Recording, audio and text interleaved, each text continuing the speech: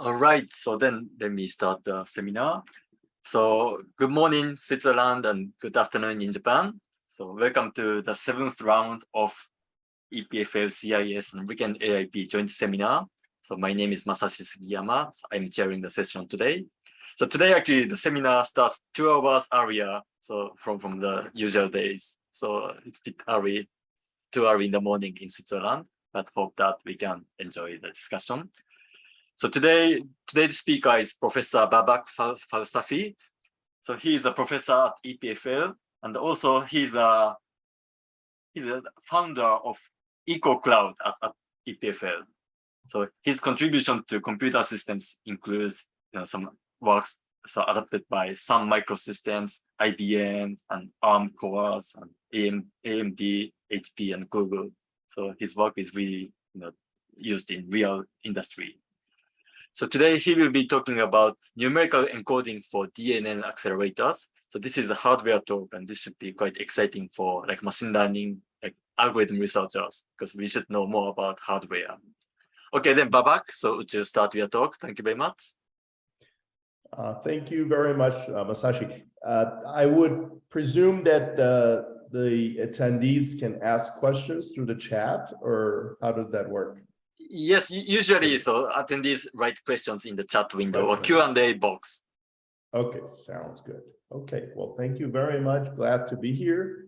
My name is Babak Falsafi, and this work I'm presenting today is a collaboration with Simla, Harma, Martin Yagi, Tao Lin, Yunho Oh, John Berg Sonmesh, and Fatih Yazici.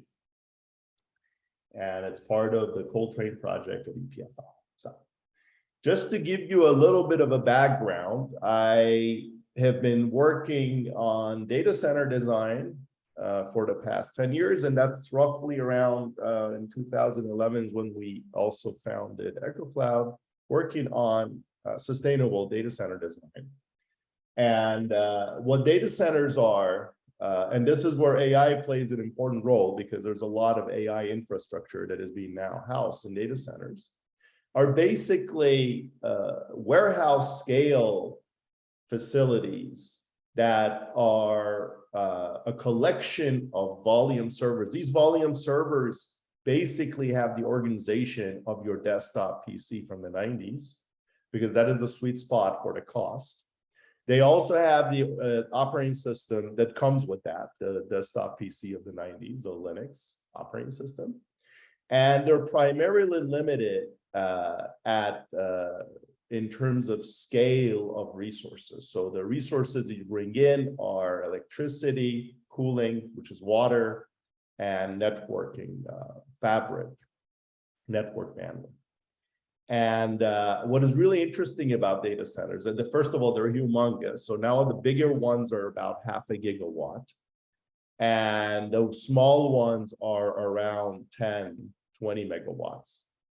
And what is interesting about them is that you can reach one server within the same campus on your network fabric within a few microseconds.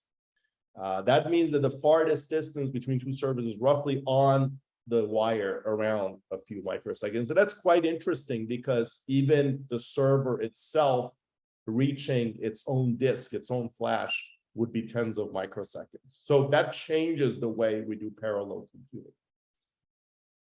Now, the disruption is, I'm sure this community, this particular seminar community, but also people who are doing algorithmic and software research in AI have heard about Moore's Law. Moore's Law is the phenomenon that describes the exponential growth in density in silicon. And that exponential growth in density in silicon comes through lithography, where we keep printing smaller and smaller patterns. And those patterns are the circuits that we compute and we store data with. And that phenomenon, which lasted for 40 years, is sort of slowing down this because of the physical limits of how small we can make those patterns with lithography. So what used to be 41% improvement a year is now roughly, in recent years, 15% a year.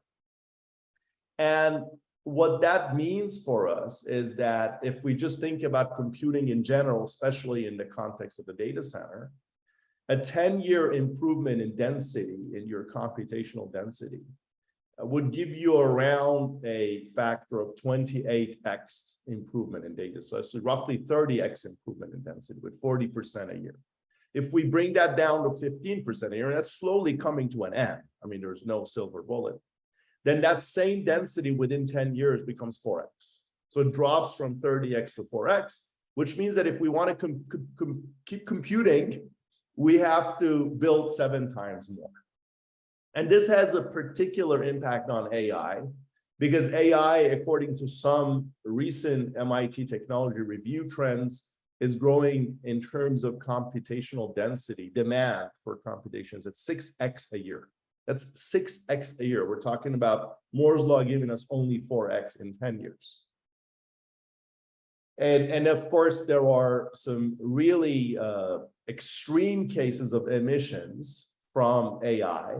This is a transformer model that is a neural search for a large transformer model that MIT Technology Review article documented as requiring 5 times in terms of GPU cycles, the emissions of an average American car for the lifetime of the car. Americans also drive bigger cars in Japan and Switzerland. So those emissions are really, really large. And these are GPU numbers. If you now go to accelerators, let's say TPU, what Google's building, what other IT companies are building, you get about 10x.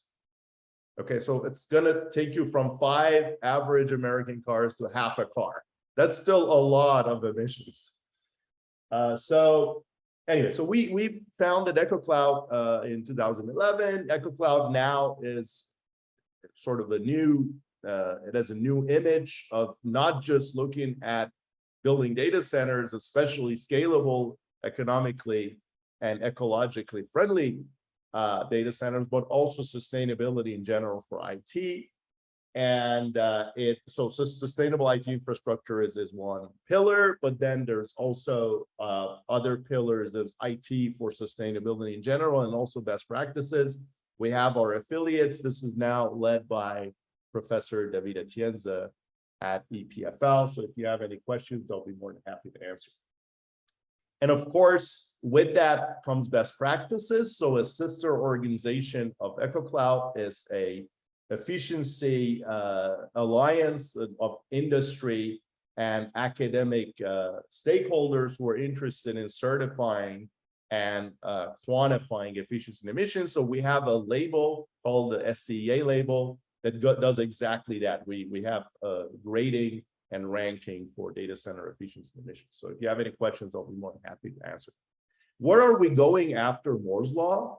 This again is just a really high level view of what hardware and in general platform trends are. There are really 3 ways that we can address the fact that we're just not going to get more density out of our platforms. And those are summarized in this, what I call the ISA triangle of integration, specialization, and approximation. Integration means that we need to bring our algorithms all the way to infrastructure closer so that we can get more efficiency out of what we get in our services in the data center and also in our AI computation. Specialization means that we have to build special accelerators, special software. We need to specialize our algorithms for a particular application so that we spend fewer resources, and that gives us more efficiency. And this is related to the talk today, is building accelerators.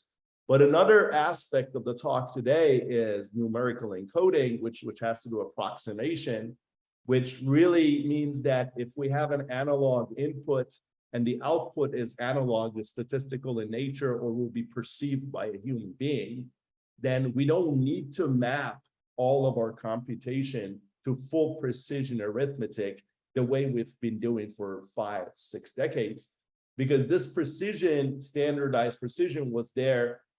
So we didn't have to worry about software portability and compatibility. But now that we need efficiency, we need to rethink how we do this precision. So that's a quick overview of where I'm going. Now I'm going to dive deep into accelerators. So DNN accelerators, what is required from them, from the workloads, that's inference and training, there are two different workloads.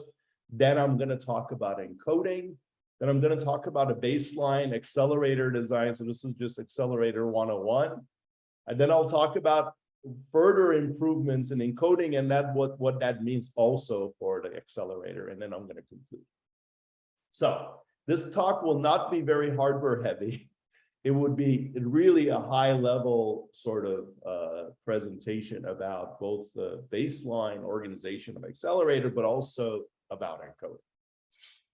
So here is just two workloads that DNNs have basically launched, and they're fundamentally different, right? So inference is online.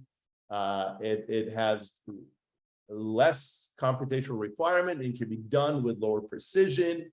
It has ubiquitous in deployment. A lot of it is done on CPUs today, although people are now also looking at building inference accelerators.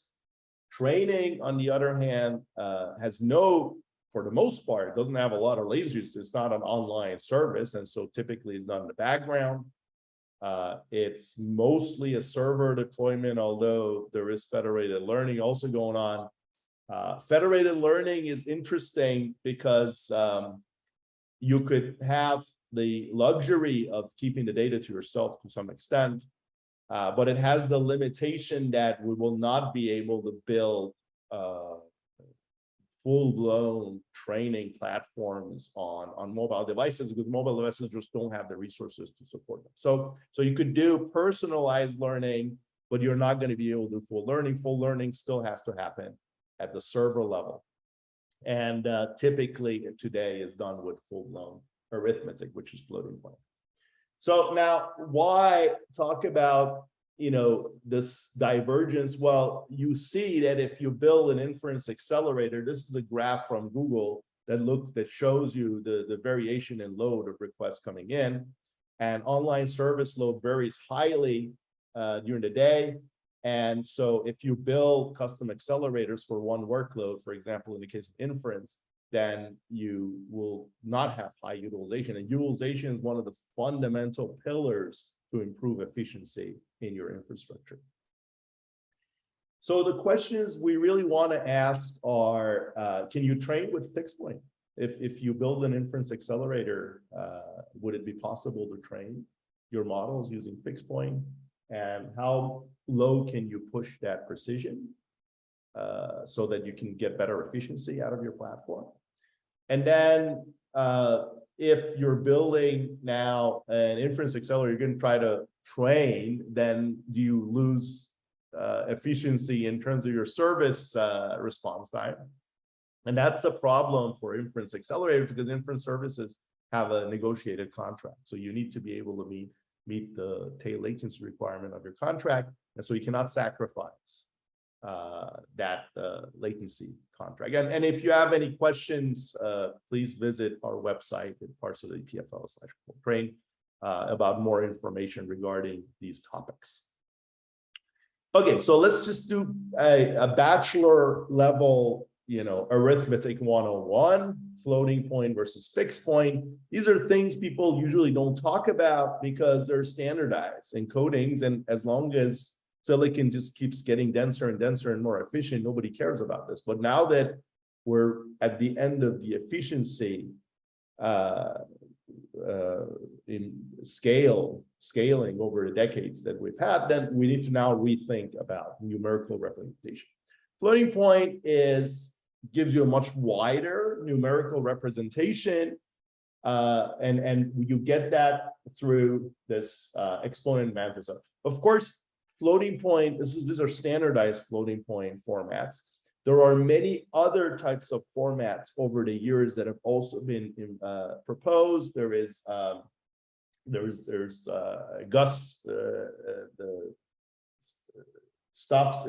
Gustafsson is one of the earlier pioneers in numerical encoding, and he has come up with a number of different representations that give you a further hierarchical representation with epochs over this standard floating point, which allows you to even expand your numerical range to higher levels. And these are now also in the arithmetic community a topic of research. They're not necessarily needed for what I'm covering in DNNs today. So, but it's good to know that, you know, there is also progress in this. Fixed point is just basically a set of bits that are represented as binary and give you a much lower range in terms of numerical representation. But it's, of course, it's also fewer bits to represent a particular value potentially if you can limit your range. Therefore, it's more efficient in terms of operand storage and communication. But one of the things that directly impacts the density of your accelerator is the fact that floating point requires exponent management, and fixed point is just simple adders. And this again is just a circuits 101 from your bachelor level course, which tells you basically that this exponent management dramatically lowers the density of your circuits the minute you do floating point. Once you go to fixed point, then you could have orders of magnitude improvement. And so that means for the same silicon area, same power, you could get orders of magnitude improvement in density. So fixed point is good from a density perspective. What we've proposed, and this is a paper that appeared in NeurIPS. I have a question here. What is the main reasons for increase of computation these years? Machine learning must be done one with what Bitcoin. Okay, the increase, I'm not covering cryptocurrency. Cryptocurrency is a completely different world by itself, and its emissions are even more problematic than AI. You can think of cryptocurrency as an accelerated AI in terms of computational requirement. In terms of electricity consumption, if we consider all of IT, including AI, 100% of electricity worldwide, cryptocurrency adds another 30% to that electricity consumption. So it's a fundamental impact on emissions and electricity. Here, for data centers, I'm mostly focusing on IT. Cryptocurrency is often done in custom equipment and not really hosted in global IT infrastructure. Now, block floating point is something we presented as an opportunity for training in NeurIPS 2018.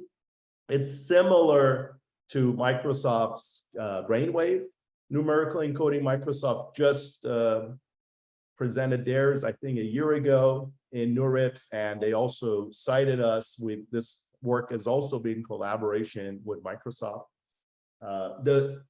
The key insight is that for tensor products, the numerical representations you need don't vary that much across tensors, and they can be efficiently encoded for a given tensor for a block of values, let's say 256 elements with a single exponent. So now you can do a single exponent of 10 bits for 256 elements that are 8 bits.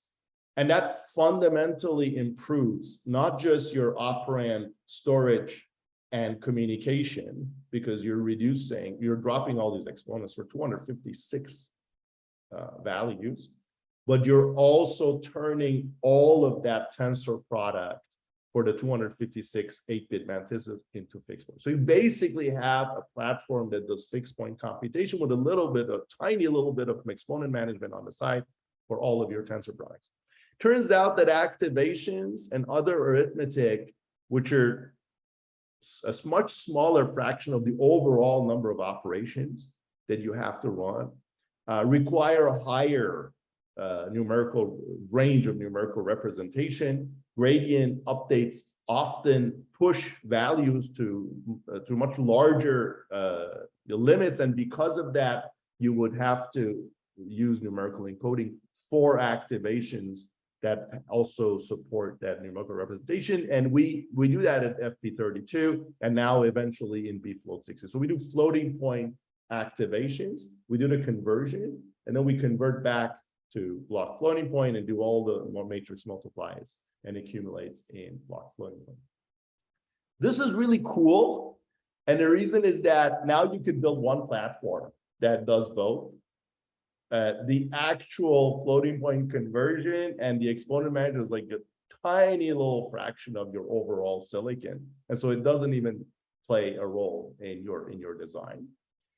And it does a lot of other interesting stuff. For example, when you train in Hpfp, you don't need to quantize anymore. You're just, Microsoft, in fact, is using block floating point for inference in their platforms. Block floating point inference also improves the accuracy of inference. So it has its advantages as well. So now you could train in this format and just go directly to inference. And potentially you could also do online learning at some point where you're trained and do inference at the same time, which is something that we can't really do today in our platform. So there is an emulator for this. If you're interested, please visit our website and play with the emulator. We have a number of groups that use it and we support it as well. And there's also a blog on SIG-Arch, ACM SIG-Arch Computer Architecture Today website on this topic. So what we have done is that we have looked at Hpfp in a comparison of FP32. We did this in the original NeurIPS paper in 2018. Ever since then, we have expanded our set of models and workloads we've experimented with. And now we're also doing transformers. And for transformers, obviously, they're more computationally intensive, so this helps a lot. And the parameters we have evaluated for our numerical encoding are 10-bit exponents with we vary the mantissa bits for 4 to 8 bits. In the NeurIPS paper, we presented 8 bits as the power of 2 encoding that will reach the accuracy of FP32. And we're looking at blocks that are up to 576 mantissas per exponent. And we tune the hyperparameters using FP32. So here is just a couple of slides on the benchmarks. So for CNNs, you could see that both for the smaller models and the bigger models, they pretty much track the performance of FP32. And up to, in this particular case, you could do HPF6. And once we go below 6, HPF4, which is 4-bit mantissas, then we start losing information. We can no longer support the model with only 4 bits. And here are numbers for NLP. So you can see for LSTM, it tracks perfectly, HPFP8, and again for BERT on Wikipedia data sets, it tracks the performance of FP32. So this is really cool. So now the question is, can we build an accelerator using this encoding? And what would that be? So we need to think about an accelerator that can do inference and train together. Most of the design of the accelerator, primarily from the inference side, is thinking about how do we make sure that we meet the latency requirements of an inference service. And then we also have other parameters to consider. For example, batching is quite popular to help improve throughput, but then batching has this unfortunate impact that it increases latency. So we need to think about that. Training is primarily memory bandwidth limited. Of course, when we go from floating point to block floating point to HBF, Hpfp, it dramatically improves our efficiency because we drop all the exponents. So we already get a linear improvement, factor of 2 improvement there. But beyond that, we also have to worry about, well, in training typically uses larger batches because latency is not an issue and we want to improve throughput. And we need to think about that if we're trying to build a accelerator that also accommodates inference. So a lot of this thought process goes into what are the key parameters that play a role in the accelerator design.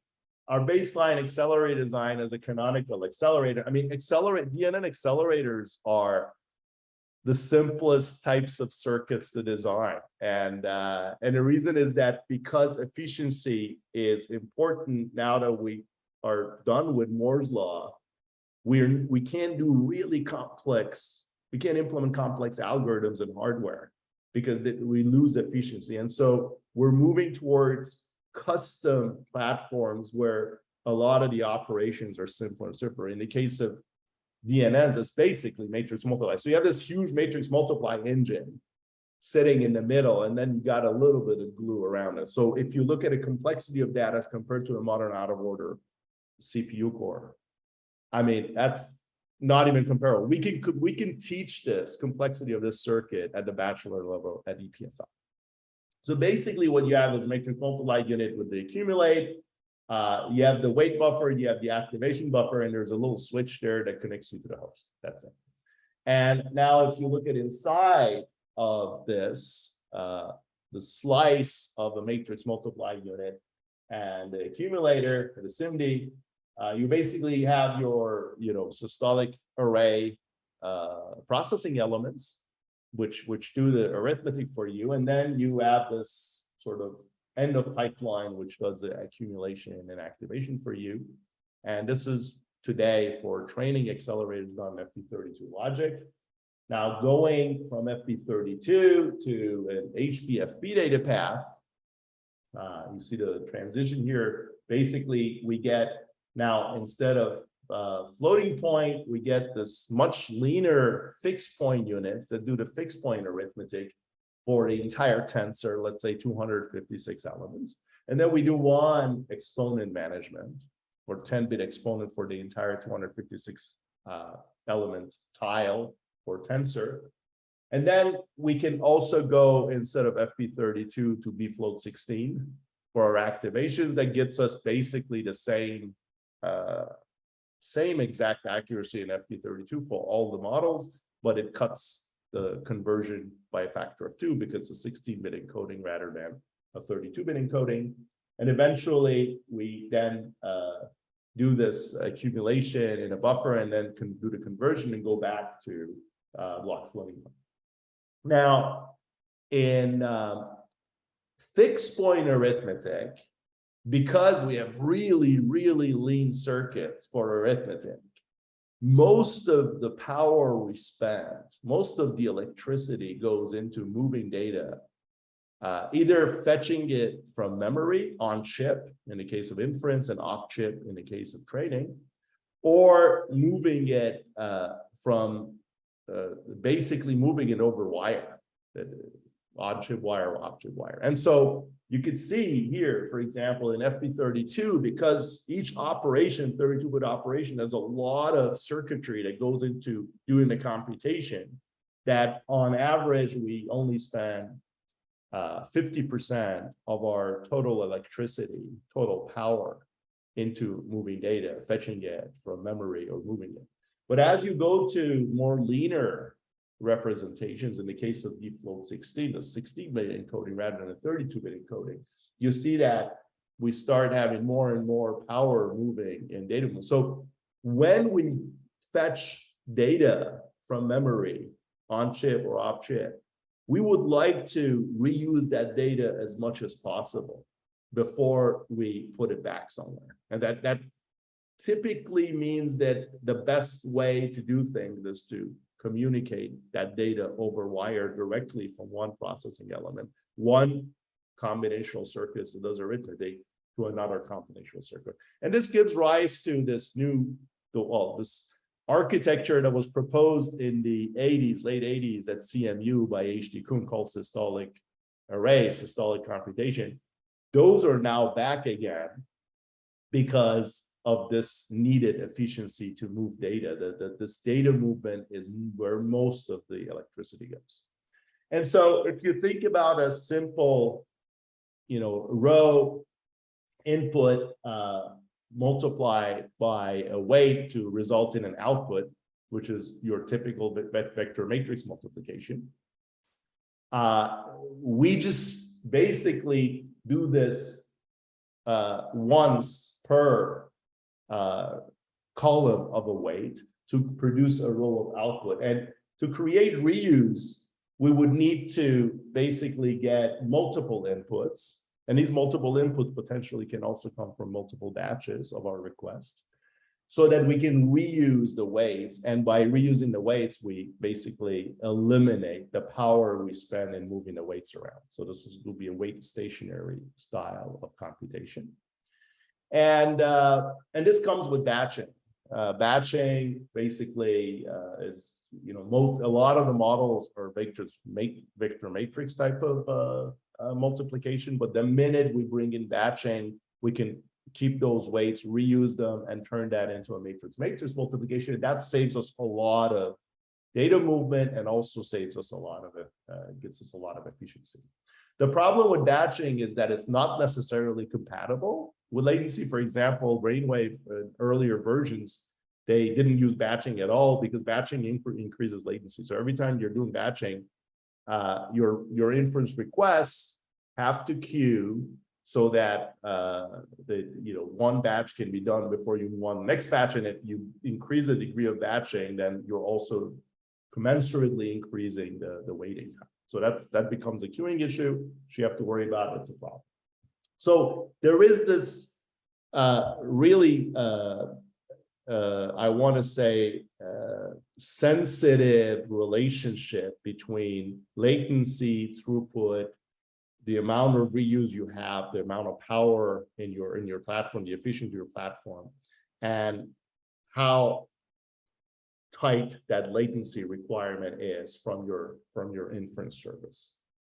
And so here is just a quick cartoon that shows that here's what happens to the dimensions of your array as you vary the sizes in one dimension versus the other dimension. Here you see that if you only have one row of processing elements, you're spending a lot of power fetching operands from that weight buffer, and you're not really reusing it. You would only reuse it if you then pass those weight values that you fetch from the weight buffer to subsequent processing elements in the Y dimension. And so here, for example, latency is 1 because you have an entire row that gets a request and everything is done in parallel. So you don't increase latency for a particular request. But now, to be able to increase throughput, you would need more rows of this. And that those rows also improve, they help you with your power efficiency because you directly pass the operands from one processing element to another. So in this case, if you have the power, if you have the budget for the power, you could also increase throughput in this particular case. Just passing the elements from one row to the next row does not add much to your power because this is a direct link over a wire as opposed to fetching operands from this huge memory bank that's sitting on chip. But as you start increasing the number of rows, right, eventually you would also sort of amortize the cost of fetching ones from this huge memory array. So that memory array plays a huge role. It's almost like it's holding most of your power as a dominant fraction of overall power. As you add rows, you amortize the cost of that power so you can run more efficiently, and you also increase throughput.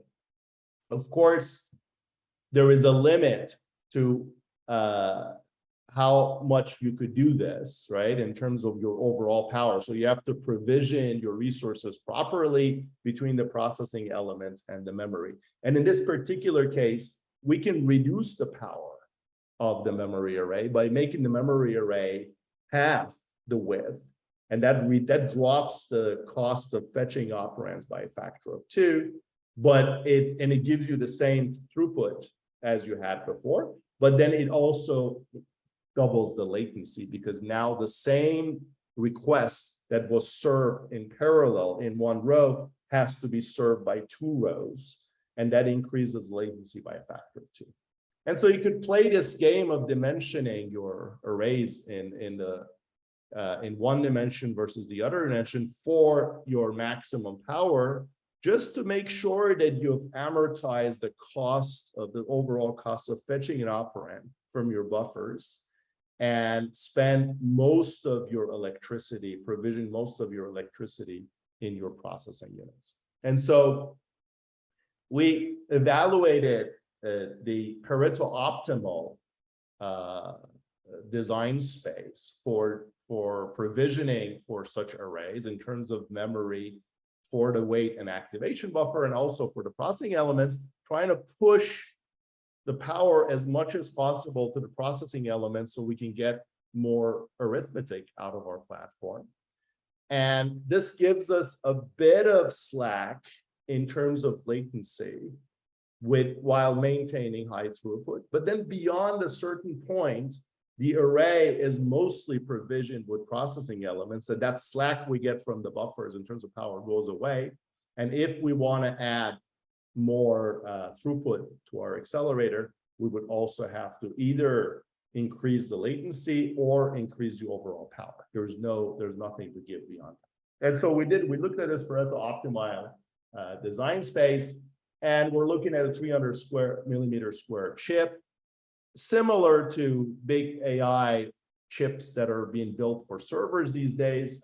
We provision is 75 watts, again, similar to provisioning. Here you see, because of Moore's law, if you want to get more out of this, you have to keep increasing the power of the chip as well, because we're not going to be able to, once we're beyond a certain slack in terms of our memory provisioning, there's nothing to give beyond that. To improve the density of computation, we have to also increase the electricity consumption in the chip.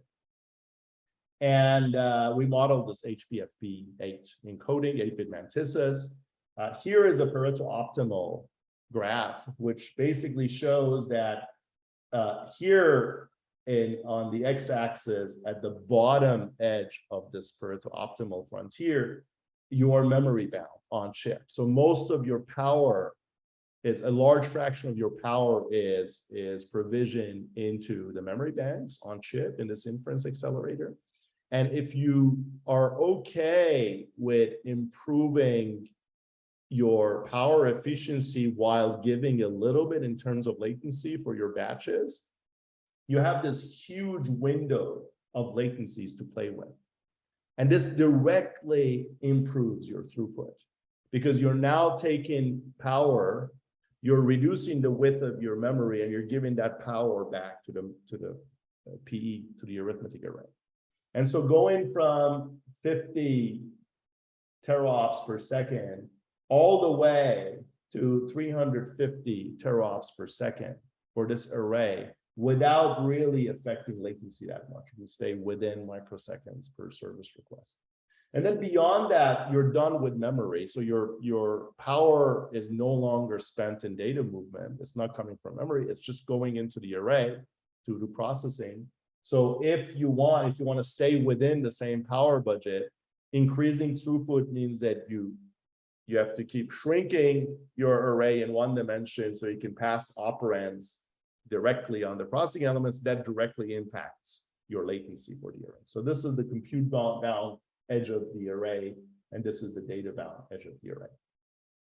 And of course, there's a little bit of glue logic you need around this, because inference is response time sensitive. So you want to prioritize the inference request over training requests, and only schedule training request when inference is empty, inference queue, there's nobody waiting.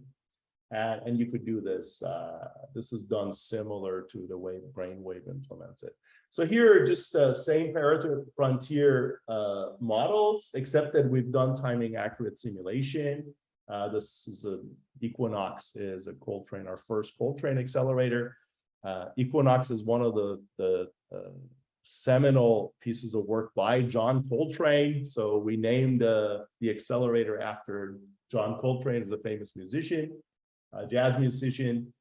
If you absolutely have no tolerance for increase in latency, then Equinox Min is basically limits the throughput for the accelerator to around 60 terops per second. But then if you have a bit of slack in your latency, and end-to-end service latencies usually have contracts are in the order of milliseconds. And if you look at cloud services today, end-to-end, typically you have about 200 millisecond of tail latency requirement in your contract.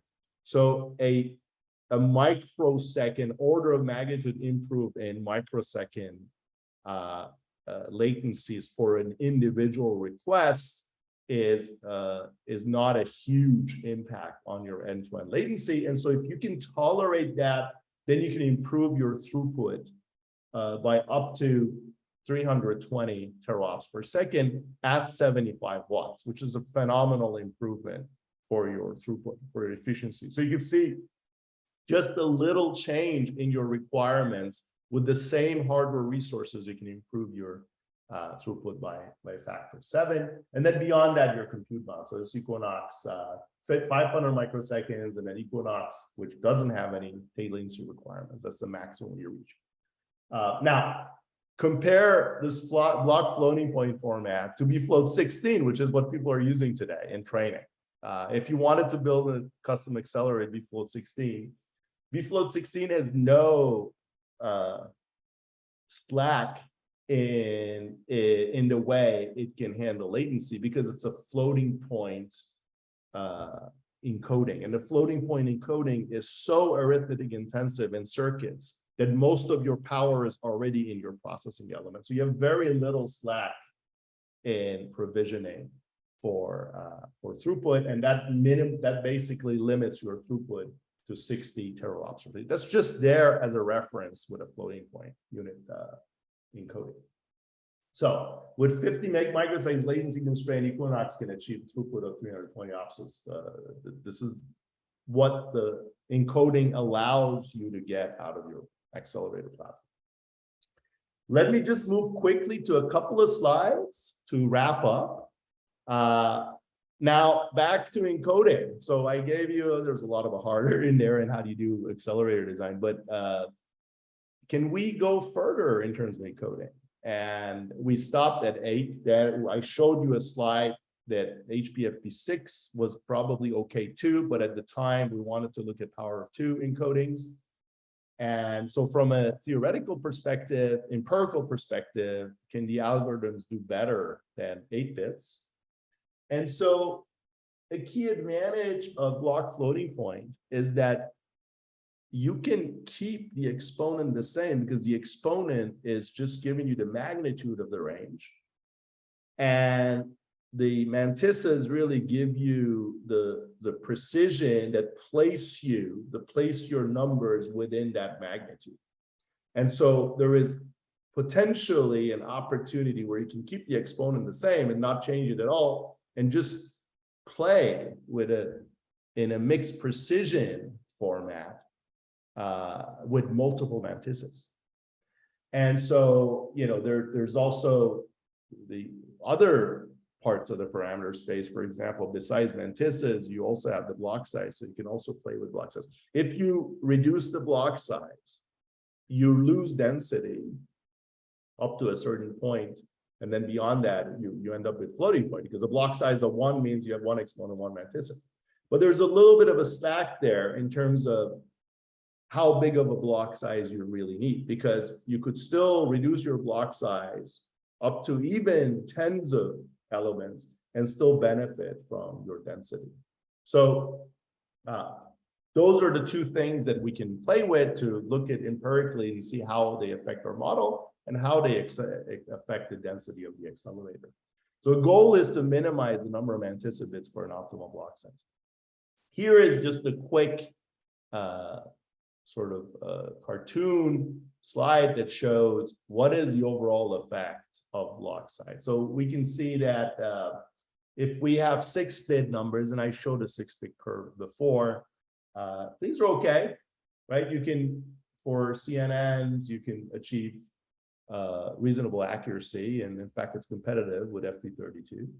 But the minute you go to 4 bits, you can see that not only you stop functioning properly, you cannot reach the FP32 accuracy, but you also lose as you go to larger block sizes because you keep losing information as you share your exponent with a larger number of elements. And here on the right-hand side, you see the density improvement you get from both the number of anticipates and also from the block size. Obviously, the larger the block size to the X, you will see that your silicon area improves. In fact, the silicon area efficiency improved right at the first 5% of the curve, because you're now sharing your exponent with mostly more and more fixed point logic. So as you increase the block size, you get more and more fixed point logic. At some point, it levels off because the exponent logic becomes negligible, it's amortized. And this is really good because this means that we can even go to smaller block size and still get almost the same silicon efficiency as we get with larger block sizes. So that's a good thing. You can see that Hpfp 8 already gives us around 7x better density than FP32 because of the block and because of this tighter encoding. If we go to Hpfp 6, that gives us 1.4x improvement in density from our accelerator. And if we go to Hpfp 4, that gets us 2.4. So Hpfp 4 is really where we want to be. That gets us about 17x improvement in density in our platform. And basically, the logic is quadratic in the number of anticipates, and we also get linear improvement in operand storage, in memory, and also in communication bandwidth. So that's good. So the lower the number of bits, the better. And so this takes us to our next chapter in Coltrane, which is, can we do mixed mantissa training? And turns out the 6 bits are enough, but can we go to lower than 6 bits? And can we even mix precision in our training? And so there is some evidence from recent work that shows that if you train in CNN models, if you train your first and last layers in floating point, then you can go to lower precision. And we're taking this idea further and saying, our hypothesis number one, how about we train 10% of the earlier epochs and 10% of the later epochs in a higher precision encoding and do everything else with lower precision. And the second hypothesis, can we now build a 4-bit accelerator to do training? This is a 4-bit Hpfp doing training, right? And turns out that yes, we can, and these results have not been published yet. They're currently being cooked, but we've run this for most workloads, also transformers. And you could see that if we just do Hpfp 6, we're good. But now with boosters, we can do Hpfp 6 for the first 10% and Hpfp 6 for the last 10%, and then drop the encoding to Hpfp 4 in the middle, and we still converge for these workloads, and the same thing happens here. So we could do mixed mantissa Hpfp, performs as well, and in some cases even better than FP32. And how do we build circuits for this? Well, it turns out that Hpfp 6 is actually it has a simple formulation in circuits in terms of Hpfp 4 for 4 bits, and we can divide it up into 4 terms. And if we build our logic for Hpfp 4, then we can basically do this extra work in the accumulator units it's a smaller fraction of overall operations. And because we're only doing 10% epochs at the beginning, 10% epochs at the end, even if we lose throughput on this, and we could do a throughput at about quarter of the throughput of the Hpfp4 accelerator with the Hpfp6 operations, we still win. So even a 25% throughput for this higher precision, because the number of operations are only 10%, still we end up winning. And here's the latest results we have. So 90% of operations are done in Hpfp4. The other remaining operations are Hpfp6, which are piggybacked on top of Hpfp4 circuits at 25% throughput, because we're doing the extra 4 terms instead of doing just 1 term per op.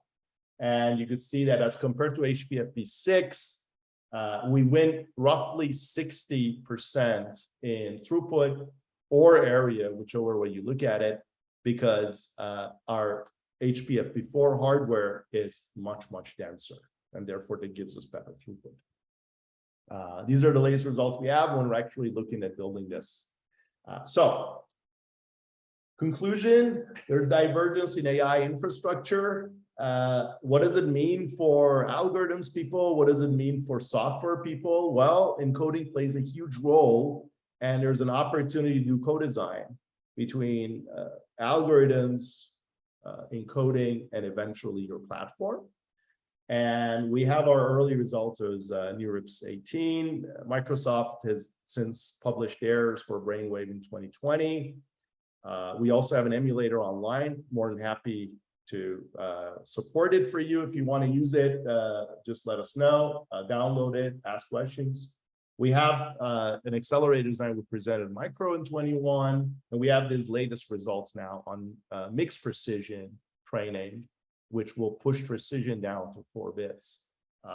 And it's reproducible. You can get the emulator and run it and play with it. It's 18x higher density than FP32. So this is our website. On that note, I'm more than happy to answer any remaining questions. Let me see if there are any questions. Okay, no open questions at this point. Yeah, so thank you very much for the great talk, Babak. So please write questions in the Q&A box. So then until then, so may I ask some questions in the beginning?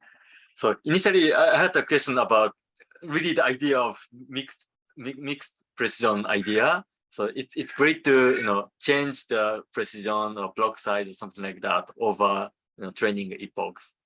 So I'm quite surprised that this idea has already been explored, and it must be extremely promising, because so far like hardware research and software research are more like independent, and the software people just use given hardware, and hardware people just run given software. But now this dynamic interplay really changes the game. So I'm actually quite interested in this direction. Like in your team, how do you develop that kind of collaboration between software and hardware? This is actually a great achievement. Yeah, so this is this has been an ongoing theme, not just in this particular project, but in general in EchoCloud, and also in the data center space and industry. I've been giving a number of keynotes in computer architecture conferences and also supercomputing conferences on the idea of post-more and how it applies to data center and server design. And co-design has been around for years, because embedded computing people, mobile phone computing people, they were doing co-design from the beginning, because mobile platforms are resource constrained from the beginning. And so this idea of now applying co-design to all of computer science, this is the only way forward. There's no other way of doing it. Now, in our case, I'm glad you brought up this idea of mixed precision. We have been trying to reproduce some of the results that have been published in AI on just new numerical formats. There was a paper from IBM, SP4, for training. It was a 4-bit training encoding. We have difficulty reproducing these results, which is why we released the emulator. right? So we have an emulator. You can go in there and reproduce the results for this Hpfp emulation.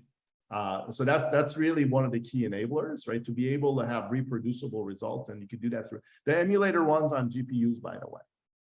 So you know, as long as you have a GPU, you can run these results.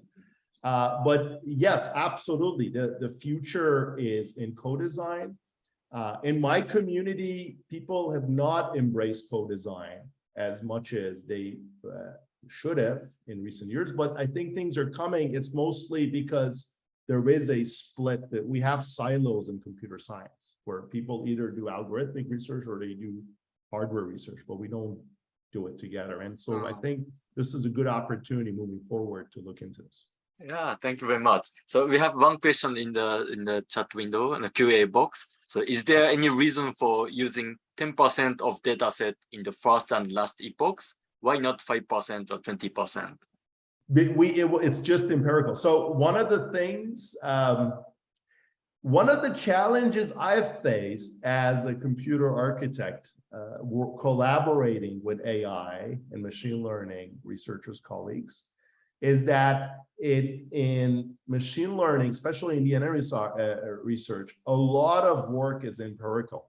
And that's one of the reasons why we're also having difficulty reproducing some of the results, is that everything is empirical. And it's extremely, and of course, because of that, unfortunately, sometimes people also publish results that are not correct. So it's hard to reproduce. One of the things we have been doing to try to address this problem is that we're coming up with a few different independent ways of testing a hypothesis numerically. Through KL, through divergence metrics or different statistical tools, just to make sure that the values that we see and we're computing are correct and they in fact move in a particular direction. But other than that, it's a challenge I've faced as a computer architect, because we really have strong insights in computer systems when we move in a particular research direction, which comes from also years and years of knowledge in the field. But in machine learning, everything is empirical. I mean, there are some really good theoretical results that are out there, but most of the things that we're doing in numerical encoding is empirical. So the 10% is just empirical. And the 20%, of course, if 10% is enough for higher precision, that's better for us because we want to move to a platform that's lower precision. Now, why not 5%?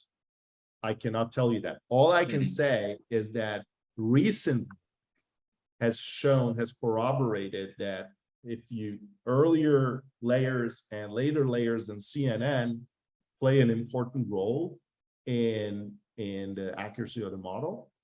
And we just extended that to a larger window. We didn't just do one layer. It's completely empirical.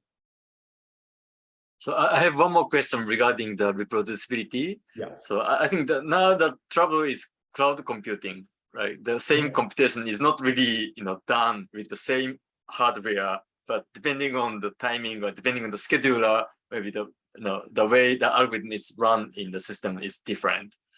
Then, so is there any adaptive way to look at the learning curve online, and if something is going wrong, then okay, let's increase the precision. If things are going well, then let's reduce the precision and speed up or something like that.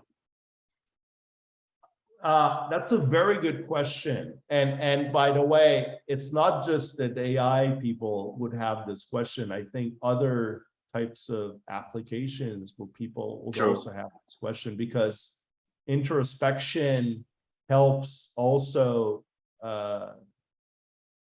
other use cases to improve efficiency. And in general, at the end of the day, it also boils down to cost, because the cloud companies want to make money and the customers want to spend less money. But we don't have tools for introspection. We don't have technologies for introspection at this point yet. But if the cloud companies see that there is merit in it in terms of money, in terms of finding ways in which they can capitalize it, then they will bring those technologies in.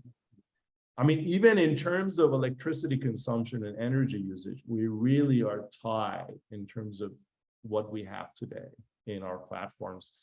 Most of the big IT companies, they know the efficiency of their IT infrastructure, but we don't even have standards for figuring out what's going on. And so that's one of the reasons why we also have this nonprofit where we're doing the certification for KPIs. We're trying to come up with KPIs so you can figure out exactly what's happening in your IT infrastructure. Yeah, thank you very much. So are there any other questions? So we are already at 4 o'clock, 8 Yes. p.m., 9 a.m. in Switzerland. Well, thank you very much for Yeah. hosting me, and I enjoyed giving this presentation. Yeah, so thank you very much. So please join me to thank Professor Hpfp again for the great talk.